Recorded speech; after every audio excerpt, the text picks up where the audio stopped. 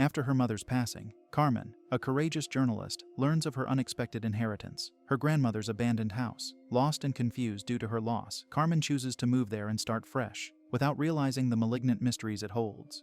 The tasteless coffee from the vending machine is all she has to distract herself from the painful moment she's going through. Carmen is at the hospital with her ill mother, who's in terminal condition. Before Carmen has time to drink her coffee, the machines connected to her mother go off. That's it. The moment Carmen feared her whole life was happening right before her eyes. Carmen runs to her mother's room. Her mother breathes poorly and asks her daughter for forgiveness. The weak woman holds onto her crucifix in her last moments. Doctor and nurse enter the room in an attempt to resuscitate the ill woman, but it's too late. Carmen cries as she realizes she'll never see her mother alive again. She goes through her mother's belongings and wears her old crucifix as a way to feel closer to her. Her husband arrives, bringing with him the comfort Carmen needs at that dark moment. At the funeral, Carmen has to deal with the inconvenience of a guest when this old lady mentions something about her having a baby, which didn't happen. Everything seems too much for her right now. Carmen and her husband talk to her mother's lawyer, who reads them the late woman's will. Much to Carmen's surprise, her mother left her old grandma's house. She thought her mother had sold it a long time ago. Night comes and Julian prepares something for dinner, but Carmen doesn't touch the food. He's curious about her grandmother's house she inherited and suggests they visit the place and maybe stay for a weekend. But Carmen is too tired to make any decisions. She can't stop thinking about her mother. She goes to bed with her husband and reminds him she isn't ready to get pregnant again. The couple fall asleep after a long day. Waking up after burning her mother couldn't be a relaxing moment for Carmen. She dreams of being in a long and wide swimming pool, but out of the blue, she begins to bleed, and there's nothing she can do to stop it. Carmen wakes up breathless, realizing that sadly, something from that dream was real, too real for her to deal with. A new day comes with a new mindset for Carmen. She tells her husband they are going to her grandmother's home. She wants to explore the property and get to know more about her family. After a long drive, the couple and their cute dog arrive at the old house. As expected, the place is in bad shape, but Carmen sees it as an opportunity to renovate not only the family's home, but also herself.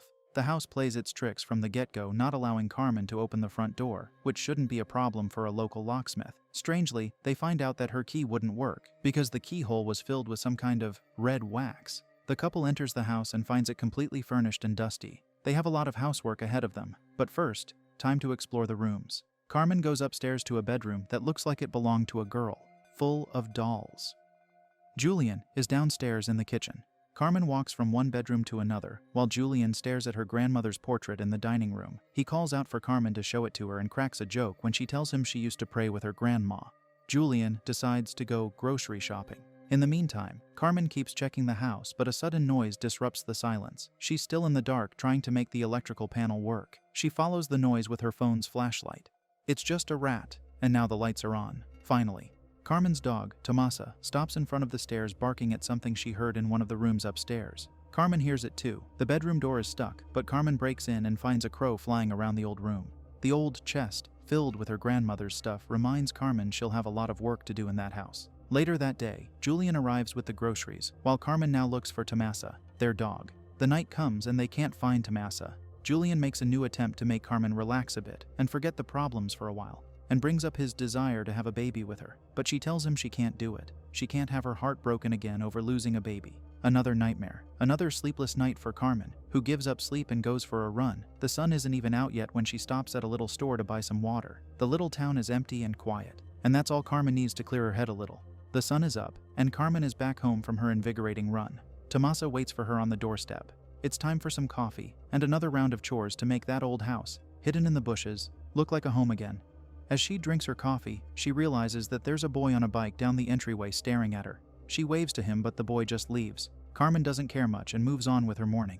Julian is in a hurry. He has to go back to work and leaves Carmen alone in her grandmother's house for a few days. Carmen sees that as an opportunity to focus on the house and distract herself from the traumatizing events she went through in the past months. The day comes to an end, and Carmen passes out on the couch in front of the TV, exhausted after a long day of house cleaning. She wakes up startled after hearing a bang and a baby crying. She goes downstairs checking every room but doesn't find anything that explains the noise. Out of the blue, the old record player turns on, startling Carmen again, but it looks like she's too tired to care. The dining room table looks like the perfect spot for Carmen to write. Sitting in front of her grandmother's portrait feels like a warm place to her, even though she can't focus much on her task. In a moment of distraction, she plays with Tomasa, throwing the baseball for her to catch. The curious thing is that Tomasa picks up the green ball and rushes upstairs to the bedroom where the old chest is. She screams, and Carmen rushes there too. She finds the old chest open and disorganized. Her eyes are drawn to a box of VHS tapes, probably filled with family memories of birthday parties and barbecues with friends.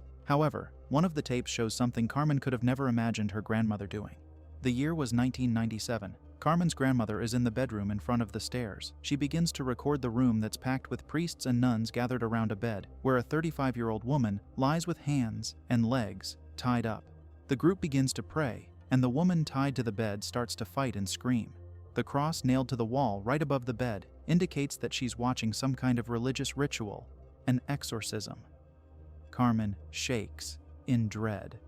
Later that night, Carmen reads a book before going to sleep, but can't focus on the story. The heavy rain and wind blowing outside make it the perfect scenario for a good night of sleep. But Carmen jumps off the bed when she hears someone calling her name. That couldn't be possible since Julian went back to the city. But that's not all. The old gramophone begins to play a song, and the lights flicker. Nothing unusual for an old house on a stormy night. But there's something on the back of Carmen's mind that makes the situation scary. Carmen calms herself down, drinking a glass of water, but the sound of glass being shattered startles her again, and it feels worse this time. She goes to the pantry and sees that an entire shelf has collapsed. That night is far from a tranquil one. Out for her morning run, Carmen is struck by the childhood memories of her birthday parties that were full of joy. She'd feel happy and safe in moments like these, especially because she had her loving grandmother by her side, making sure little Carmen had the best time of her life. But after watching that disconcerting tape, the image and memories of her caring grandmother are now tainted by the image of that same lady taking part in a horrific ritual.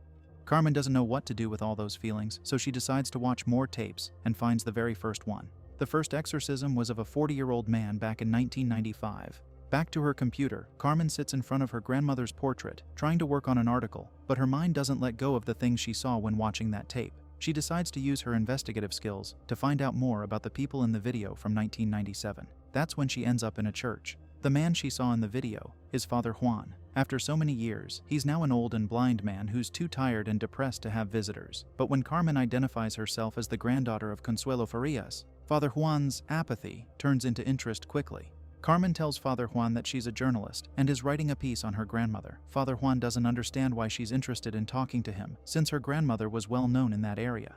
She confesses that she found and watched the exorcism tapes and had the urge to find the priest that conducted the rituals. Father Juan becomes distressed and tells Carmen no one should watch those tapes and that they should have been sent to the church. He tries to disguise his concerns by agreeing to meet Carmen for an interview the next day. They schedule a talk over coffee for the following day. Carmen is satisfied, but Father Juan's troubles have just begun. Back home, Carmen's obsession with her grandmother's past gains shape. She's in Consuelo's warm and spacious primary bedroom, where mirrors are covered with sheets. Carmen goes through Consuelo's belongings, taking pictures of everything and anything that seems important. One thing in particular gets her attention: a closet. The object is locked, so Carmen takes a picture of the keyhole, trying to find the right key. What she doesn't know yet is that the key is closer than she thinks. She checks the old chest in the upstairs room, but can't find any keys that match the closet's strange keyhole. Back to her workstation, the dinner table covered with old papers and photographs outlines a rough draft of Carmen's next article. However, the closet and the strange keyhole remain a mystery. The somber and grieving woman gives way to the restless and determined Carmen to return, and as she walks back and forth, racking her brain trying to find a way to unlock that closet, she looks at her grandmother's portrait and realizes she had the key the whole time. It's the crucifix, the one her mother gave her at the hospital. The closet is open thanks to the crucifix. Inside, Carmen finds clothes and more tapes. She checks the objects, but her search is suddenly interrupted by the phone ringing loudly. It's Father Juan, who informs Carmen of his visit the next day. Carmen couldn't be more excited. She feels a sense of purpose now, and even though both her mother and grandmother are gone, she also feels close to them. Before going to bed, she watches one of the tapes she found in the closet. The record dates back to 1992, and it shows another exorcism. Like the other tapes Carmen had watched, this one begins with the face of a younger Consuelo Farias. Carmen records the ritual on her phone, documenting her findings. Later that night, Carmen sleeps peacefully until an invisible force grabs her leg and pulls it up, startling her. The next morning, she's out for a run but feels unwell and tired. She suspects that's a kind of exhaustion she's felt before, so she decides to take a pregnancy test. Father Juan and his assistant Camilo arrive at Carmen's house. The former priest sips his coffee while listening to Carmen's questions about the church, his vows, how he lost his vision, and the existence of the devil. Carmen asks the old priest about her grandmother and her role in the exorcisms. Father Juan explains she used to pray during the rituals and that she was a guiding light for him. He asks Carmen if Consuelo taught her any prayers, and, in the corner of her mind, Carmen finds the words of a simple but beautiful prayer. As she recites it to Father Juan, the house is somehow blessed by those words. The visit is coming to an end. Carmen has enough information to start writing her article, but before he leaves, Father Juan asks Carmen to hand in the tapes to his assistant, Camilo. As she walks to the car with a box full of tapes, Father Juan is pleased to be served another coffee. But when Carmen shouts from the outside of the house she's coming back soon to pour him more coffee, fear takes over the blind man's soul. Even though his ill and old body doesn't work as it used to, Father Juan takes his cane and rushes out of the house. Carmen has no idea what could have happened for Father Juan to leave in such a hurry, but he's clearly disturbed and scared. On their way back to the church, his assistant Camilo asks if everything is all right, but Father Juan doesn't feel like talking, especially not about what just happened. Back inside, Carmen realizes what caused Father Juan's abrupt behavior. His coffee cup has just been filled, but not by her. It feels like a good day for Carmen. Her life is finally moving forward after losing a baby, and more recently, her mother. She's reconnecting with her husband, feels motivated about her job, and seems curious and excited about life again. Not even the strange things she's been unveiling about her grandmother can take her back to the state of apathy and lifelessness she used to be. Her husband Julian calls to check up on her. She shares the good news about sending the draft of her latest article. This article holds a special place in her heart for being the first she's done after all the turmoil she's faced. And it's also special because it's about her late and loving grandmother. Julian is relieved to hear joy back in her voice and tells Carmen how much he loves and misses her. She feels the same. After the call, she plays the conversation she had with Father Juan earlier that day and finds the courage to take a pregnancy test. Maybe it's time to reopen her heart to the idea of getting pregnant again. She's got the result. She goes back to the dining room to make a call. She wants to share the pregnancy test result with someone, but what she hears on the recording startles her. That moment on the recording was silent, because that's when she took the tapes to Father Juan's car, leaving the old man alone in the kitchen, waiting for another cup of coffee. But after a few seconds of silence, she hears Father Juan saying, "Thank you." She drops the phone to check what's going on with the recording, but someone knocks on the door. She leaves the dining room and pets Tomasa as she heads to the door. When she opens the door, nothing. Once again, before she has time to react, another bang comes from the dining room. Her grandmother's portrait is on the floor completely trashed, and Tomasa, her dog, stands next to it. Carmen's immediate reaction is to tell the dog off. She takes Tomasa outside and throws the old lady's torn portrait in the trash. Outside, Tomasa barks and screams uncontrollably. Carmen runs to her dog, but it's too late. Tomasa is gone. That's too much for Carmen to bear right now, so, in the bathroom, she throws up. The night comes. In a bedroom upstairs, a videotape lies on the bed waiting for Carmen. She calls Julian desperately. She wants to go back to the city, but her calls keep getting to voicemail. The landline rings loudly, setting off a whole new wave of fear. Carmen picks up the phone, and, on the other side of that call, she hears her grandmother's voice saying her baby has arrived. The lights flicker as a terrified Carmen walks upstairs, following a baby cry. A bedroom door opens, shedding a light on the hallway, and invites Carmen to come inside. She sees a small cradle swinging the crying baby. A heavy shadow lurks from behind the innocent white cradle and swallows the well-lit room, turning it into a dark place. The bedroom door shuts closed and tosses Carmen out of the room. She passes out in the hallway. Somehow, Carmen's memory of her grandmother's funeral surfaces. She's at the home she has just inherited, but looks much younger. People gather around the coffin praying for the late woman. Father Juan has his eyes covered. He has just lost his vision and is aided by Carmen's mother. Suddenly, the younger version of Carmen, the one who attends the funeral, pulls something out of her mouth. She tells her mother she's okay, but for some reason, Father Juan holds his crucifix in a way that reflects the sunlight on Carmen's face, as if he were warning her, something isn't right. Carmen wakes up, but she isn't on the floor, in the hallway where she fainted. She's lying on a bed, the one in the bedroom where her grandmother recorded the exorcisms. She's overwhelmed and confused, so she decides to jump in the shower to clear her head, but nausea takes over her body, forcing her to expel something that comes from deep within her, just like it happened at her grandmother's funeral. Carmen comes out of the shower and finds the TV on, and a tape ready to be played. Out of instinct, she plays the tape. Like the ones she's watched before, the video begins with her grandmother stating the date, the summer of 1999. The nuns and priests stand around the bed holding Bibles and praying for the soul of the tormented person who lies there, helpless. Father Juan leads the ritual.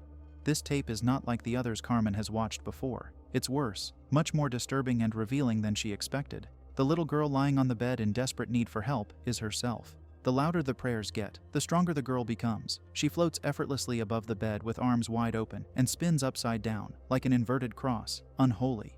Carmen watches the tape in complete disbelief that the awful things she's watched these past few days have also happened to her, but somehow she has no recollection of any of that. She shivers, terrified. The ritual continues, but the possessed girl stands in the air, showing the devil's might. Father Juan intervenes, but the girl spits on his face, leaving the holy man helpless and in excruciating pain. As a desperate measure, Consuelo Farias comes closer to her possessed granddaughter, but is tossed away by an invisible force coming from the little girl. Carmen snaps out of the trance when she hears a door slamming. She runs downstairs trying for the door, but it's locked. Soon enough, she realizes all doors and windows are locked. The lights flicker, and pictures fly violently from the wall. Darkness itself takes over Carmen's home. Attempting to find a way out of the house, Carmen rushes upstairs straight to the bedroom where the exorcisms were recorded. Before she could reach for the window, the storm blew it wide open, shutting down the bedroom door.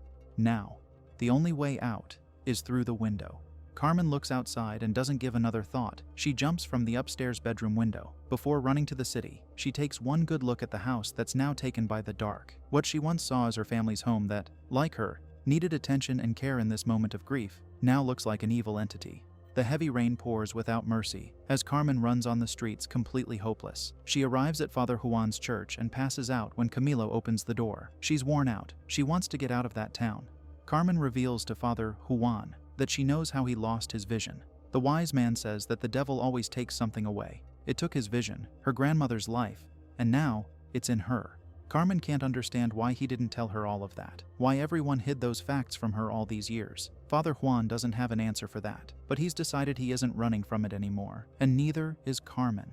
It's time to go back to where it all started. They're cold and afraid, and the entire house is dipped in darkness. The evil that once lurked in the corners of the house is now in the open, slamming doors and playing tricks to terrify Carmen and Father Juan. Father Juan reaches for the door and hurts his hand, but what baffles him at that moment is something else. As a man of the church with vast knowledge of heaven and hell, Father Juan expects the devil to defy his faith, but he wasn't expecting to have his eyesight back. But the reason for that is simple. The devil wants him to see what's coming ahead. The fight isn't a fair one. Carmen is thrown at the door and hits her head. The gramophone begins to play, and a chair flies across the room, striking the already debilitated woman. She walks alongside Father Juan, who blesses their way as they walk toward the stairs. There, another of the devil's maleficent tricks. Carmen sees her grandmother, Consuelo, on the top of the staircase. She's petrified, but Father Juan reminds her that they have a job to do, and they have to do it fast. They go upstairs, and, as they enter the cursed bedroom, Satan shows itself as a young boy, provoking Father Juan. He casts Satan out, and the twisted figure of the boy disappears, but another comes to torment them. Satan takes the shape of Carmen's mother, and as Father Juan's prayers fall upon it, the devil takes his eyes again, more painfully this time. The malignant entity tosses Carmen at the wall across the room and ends Father Juan's life in a brutal way. Carmen gathers strength to stand up and run downstairs, but as she reaches for the door, she hears a baby cry. Another Satan's trap. Her will to stay and find that baby is much stronger than her will to run for her life. The dining room is destroyed, but the small baby cradle stands there untouched. Carmen comes closer. As Carmen gets closer to the cradle, the baby stops crying. There's nothing there. The sound of the baby Carmen wanted so much dissipates, giving way to the howling storm outside. Carmen looks at a mirror on the wall and sees a familiar figure. That's her mother. Dread takes over Carmen's body. Before Carmen can process what she just saw, the image of Consuelo appears in front of her. She holds tight to her crucifix and prays for this nightmare to be over, but the devil comes close. Consuelo, who was once a loving grandmother, approaches Carmen and tells her she'll take it away just like she did before. She means Carmen's baby. That's what the devil wants. Carmen screams in excruciating pain. She caves in. The pain in her body and spirit is too overwhelming. But, in what looks like to be her final moments, she clings to memories of those who she loved and who loved her back. And that includes her beloved mother and grandmother. Carmen Farias stands up facing the devil that dared to take her grandmother's figure and casts it away back to hell when she throws her crucifix on it. The malignant entity dissipates back to hell. Carmen throws up whatever is left of the demonic present that tormented her family for so long. As she comes out of the house, weakened by the demons she's fought for so long, she finds her husband Julian, who holds her. Father Juan's assistant, Camilo, also arrives with 2 priests. It's time to seal the house, again, for good, this time. Carmen fills the keyhole of the house's front door with wax from a red candle. Carmen's crucifix, which belonged to her mother and her grandmother before that, lies on the floor with the devil locked inside. Time goes by, and Carmen finally holds her baby in her arms. That nursery room is now her sanctuary. The quiet baby sleeps safe and sound in the cradle under the watchful eyes of his mother, Carmen. She has never felt so much love for someone in her life, but unfortunately, fate catches up with her. The wind blows inside the baby's room even though the windows are closed. The baby crib mobile swings and chimes, alerting the young mother that her nightmare isn't actually over. And when darkness swallows over Carmen's sanctuary, she understands she could never be free.